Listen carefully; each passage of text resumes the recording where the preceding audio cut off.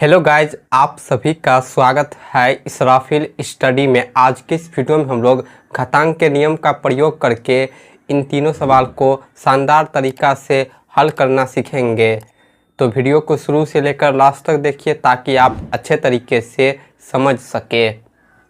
सवाल है मान ज्ञात कीजिए। तो हमें इन तीनों का मान निकालना है। कैसे निकालेंगे? पहला सवाल है 64 की पावर 1/2। 1/2 घात है और 64 जो है आधार है। तो इस प्रकार के सवाल को हम कैसे हल करते हैं?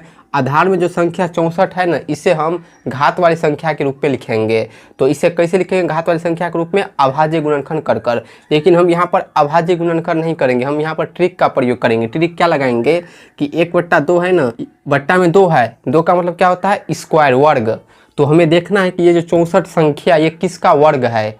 तो ये जो है 8 का स्क्वायर है। तो हम 64 को लिख सकते हैं 8 × 8, 8 64 होता है और इसका होल पावर है 1/2। इसे हम जो कहते हो लिखेंगे। हमने 64 को गुना के रूप में लिख दिया। अब यहाँ पर देखिए 8 × 8 है, 8 2 बार है तो हम इसका स्क्वायर लिख सकते हैं।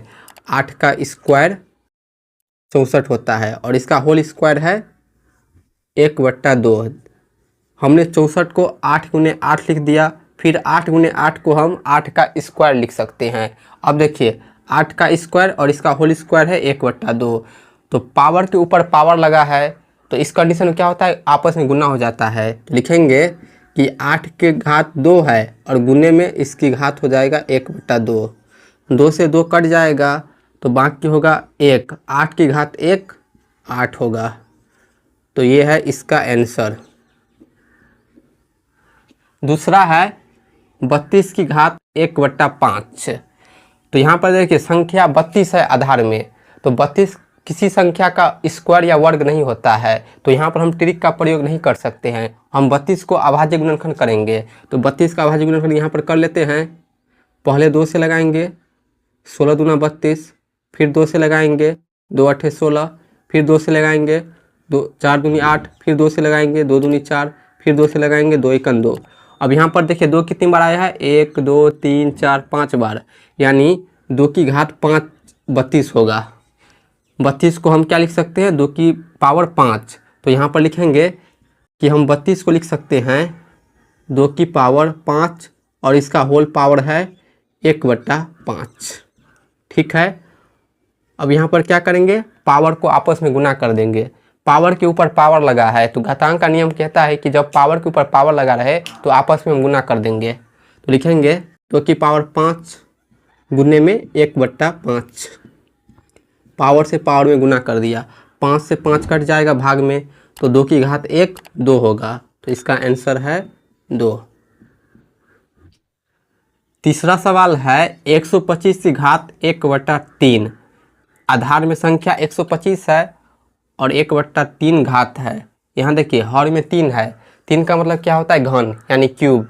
तो 125 जो है वो 5 का क्यूब है। हम डायरेक्ट यहाँ पर 5 की घात 3 लिख सकते हैं, लेकिन हम यहाँ पर इसका अभाज्य गुणनखंड कर लेते हैं ताकि आप भी समझ सके।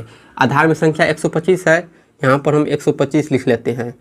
इसका हम पहले अभाज्य गुणनखंड करेंगे। यदि आप डायरेक्ट नहीं कर सकते हैं तो इस प्रकार अभाज्य गुणनखंड पहले कीजिए। तो हम इसमें इकाई अंक 5 है तो 5 से भाग लगाएंगे। 5 दूनी 10, 2 बाकी होगा और ये 5 25। 5 से 25 लगेगा 5 बार में, 5 से 25। फिर 25 में 5 से भाग लगाएंगे, 5 बार में, 5 से 25। फिर 5 से लगाएंगे, 5 1 5। अब देखिए यहाँ पर 5 कितनी बार आया है? 1 2 3 बार। तो यानी 5 की घात 3 125 होता है। तो हम 125 को क्या लिख सकते हैं? 5 की घात 3। तो यहाँ पर लिखेंगे कि हम 125 को लिख सकते हैं 5 का क्यूब और इसका होल पावर है 1/3। अब यहाँ पर हम पावर से पावर में गुना करेंगे। 5 की घात 3 इंटू में होगा 1/3। 3 से 3 कट जाएगा, 5 की घात 1 5 होता है। तो इसका आंसर 5 हो गया। तो दोस्तों इस प्रकार हम इस तीनों सवाल को घातांक के नियम का प्रयोग कर कर आसानी से हल करेंगे। यदि आपको वीडियो पसंद आई हो तो वीडियो को लाइक कर दीजिए और चैनल को सब्सक्राइब कर कर हमें सपोर्ट कीजिए। Thank you.